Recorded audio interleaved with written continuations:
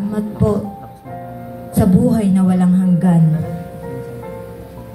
na ipinagkaloob mo sa akin. Salamat po, Ama, sa pangalan ng Panginoong Hesus. Amen.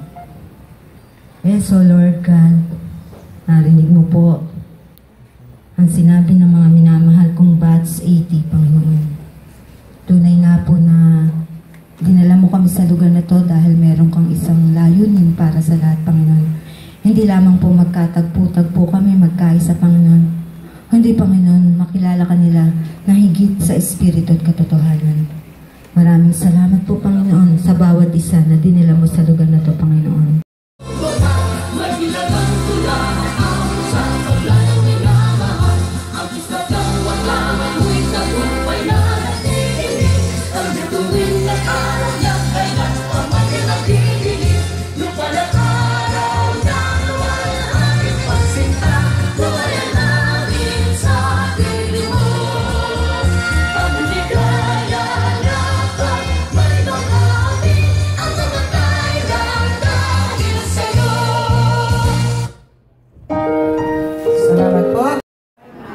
Susundin ko ang tuntunin ng paaralan.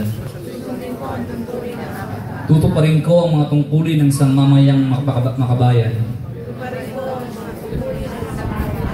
Naglilingkod, nag-aaral at nagdarasal ng buong katapakan. Iaalay ko ang aking buhay, pangarap pagsisikap sa bansang Pilipinas. Time flies so quickly. Everything has changed. Our looks, our receding hairlines, our waistlines, our addresses.